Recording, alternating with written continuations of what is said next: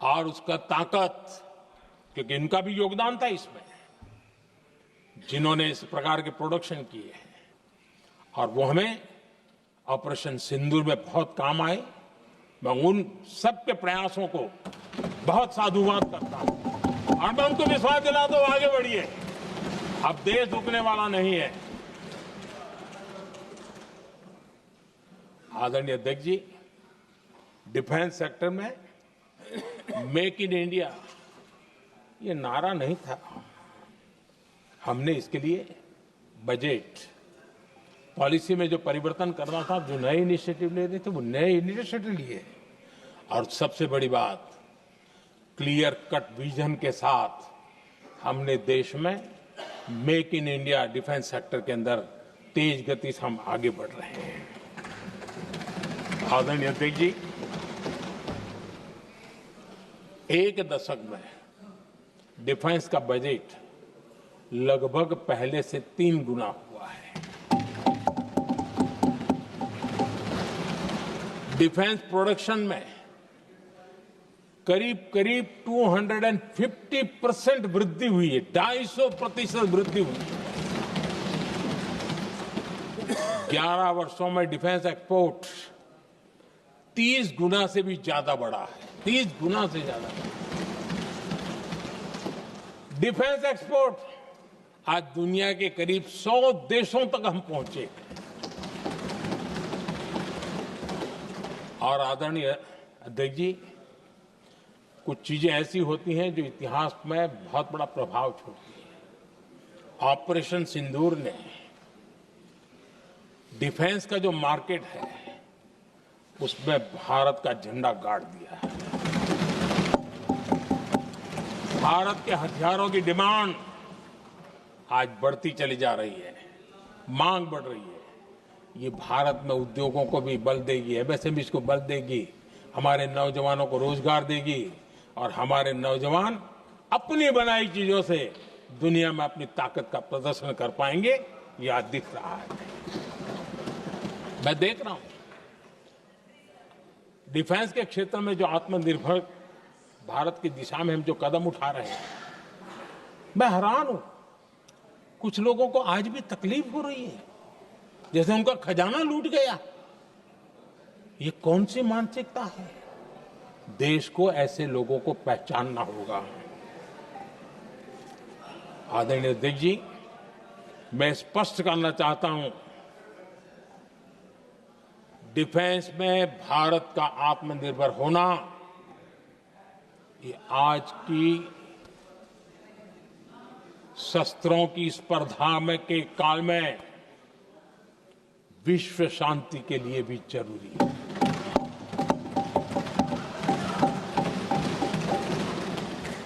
मैं पहले भी कह चुका हूं, भारत युद्ध का नहीं, बुद्ध का देश है। हम समृद्धि, शांति चाहते हैं, लेकिन हम ये कभी न भूले कि समृद्धि का और शांति का रास्ता शक्ति से ही गुजरता है।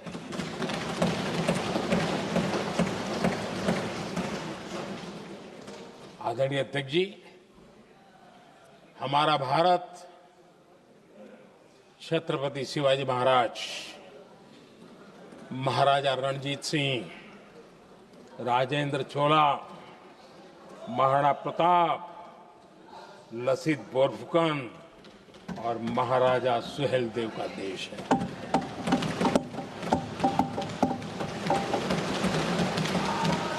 आदरणीय अध्यक्ष जी, हम विकास और शांति के लिए सामरिक सामर्थ्य पर भी फोकस करते हैं। आदरणीय अध्यक्ष जी, कांग्रेस के पास नेशनल सिक्योरिटी का विजन पहले था और आज तो सवाल ही नहीं उठता है।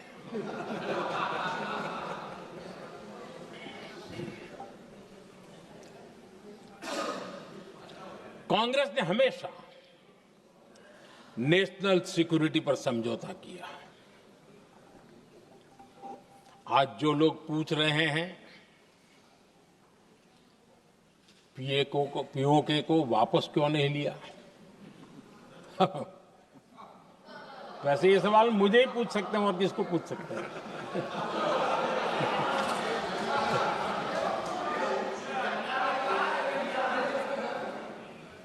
लेकिन इसके पहले जवाब देना होगा पूछने वालों को। किसकी सरकार ने पीओके पर पाकिस्तान को कब्जा करने का अवसर दिया? जवाब साफ है, जवाब साफ है। जब भी मैं नेहरू जी की चर्चा करता हूं तो कांग्रेस और उसका पूरा इकोसिस्टम बिलबिला जाता है, पता नहीं क्या है। आदरणीय अध्यक्ष जी, हम एक शेर सुना करते थे, मुझे ज्यादा इसका ज्ञान तो नहीं है लेकिन सुनते थे। लम्हों ने खता की और सदियों ने सजा पाई।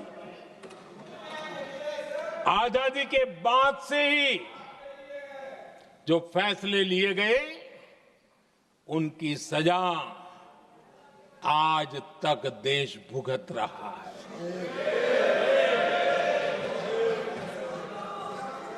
यहां बार बार एक बात का जिक्र हुआ और मैं फिर से करना चाहूंगा। अक्साई चीन की उस पूरे क्षेत्र को बंजर जमीन करार दिया गया, ये कह करके तो बंजर है। देश की 38,000 वर्ग किलोमीटर जमीन हमें खोनी पड़ी।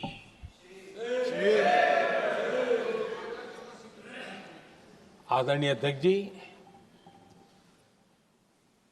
मैं जानता हूं मेरी कुछ बातें चुभने वाली है।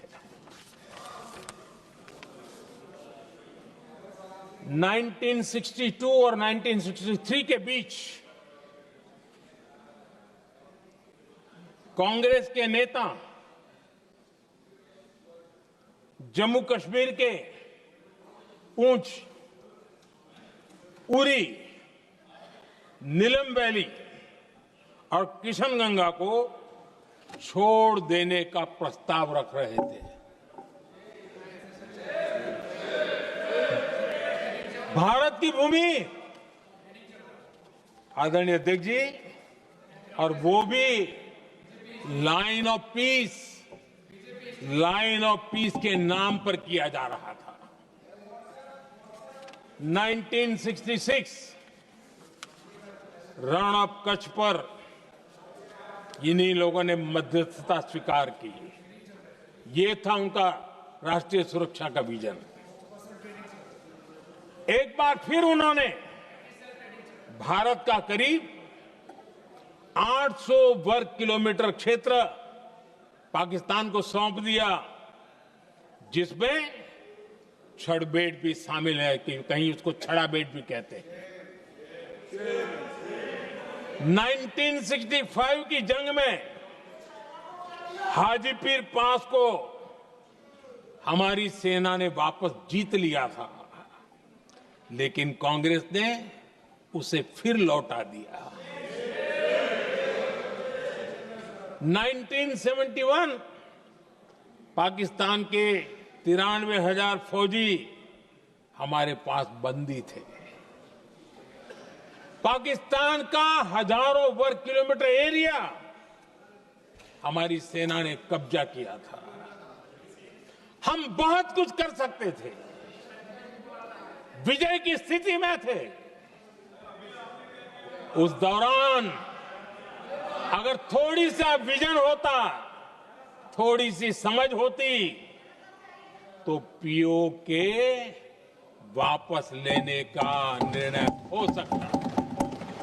वो मौका था, वो मौका भी छोड़ दिया गया। अरे इतना ही नहीं, इतना सारा जब सामने टेबल पर था, अरे कम से कम करतारपुर साहब को तो ले सकते थे, वो ही नहीं कर पाया। 1974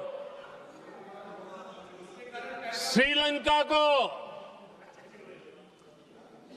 कच्चथीवू द्वीप को गिफ्ट कर दिया गया। आज तक हमारे मछुआरे भाई बहनों को इससे परेशानी होती है, उनकी जान पर आफत आती है। क्या गुनाह था तमिलनाडु के मेरे फिशरमैन भाई बहनों का कि आपने उनका हक छीन लिया और दूसरों को गिफ्ट कर दिया? कांग्रेस का दशकों से इरादा लेकर चल रही थी कि सियाचिन से सेना हटा दी जाए। आदरणीय अध्यक्ष जी, 2014 में देश ने इनको मौका नहीं दिया, वरना आज सियाचिन भी हमारे पास नहीं होता।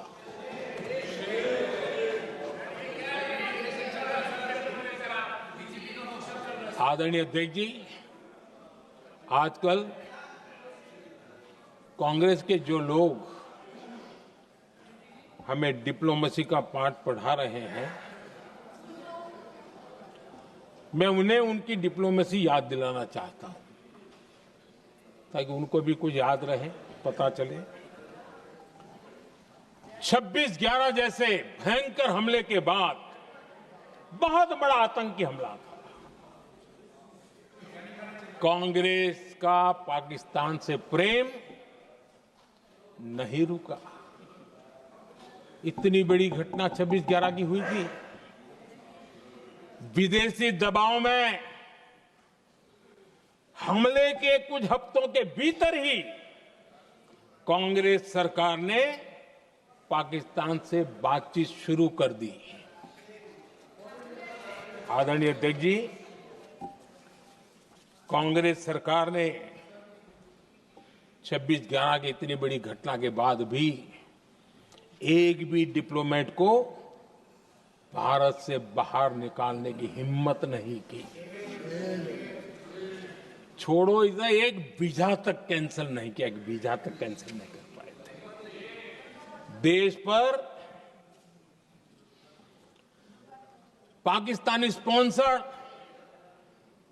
बड़े बड़े हमले होते गए, लेकिन यूपीए सरकार ने पाकिस्तान को मोस्ट फेवर्ड नेशन का दर्जा देकर रखा था। वो कभी वापस नहीं लिया था। एक तरफ देश मुंबई के हमले का ये न्याय मांग रहा था, दूसरी तरफ कांग्रेस पाकिस्तान के साथ व्यापार करने में लगी थी।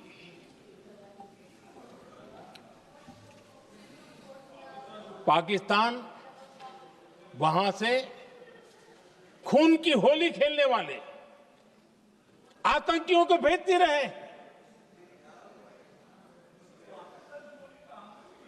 और कांग्रेस यहां अमन की आश के मुशायरे किया करती थी। मुशायरे होते थे। हमने आतंकवाद और अमन की आस का ये वन वे ट्रैफिक बंद कर दिया।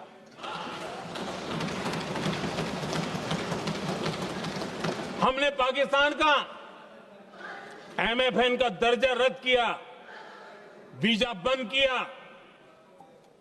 हमने अटारी वाघा बॉर्डर को बंद कर दिया। आदरणीय अध्यक्ष जी,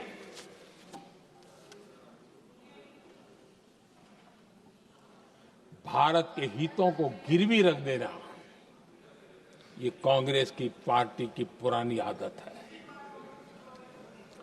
इसका सबसे बड़ा उदाहरण सिंधु जल समझौता है। सिंधु जल समझौता किसने किया?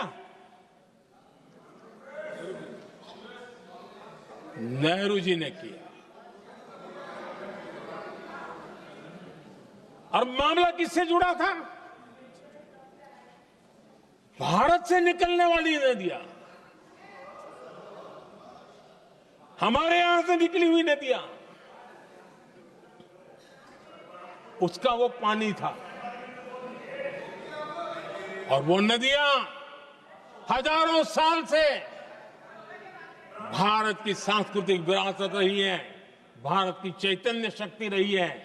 भारत को सुजलाम सुफलाम बनाने में उन नदियों का बहुत बड़ा योगदान रहा है। सिंधु नदी जो सदियों से भारत की पहचान हुआ करती थी, उसी से भारत जाना जाता था। लेकिन नेहरू जी और कांग्रेस ने सिंधु और झेलम जैसी नदियों पर विवाद के लिए पंचायत किसको दी? वर्ल्ड बैंक को दी।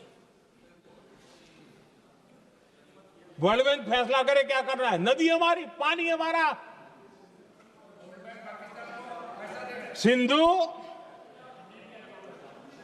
सिंधु जल समझौता सीधा सीधा भारत की अस्मिता और भारत के स्वाभिमान के साथ किया गया बहुत बड़ा धोखा था।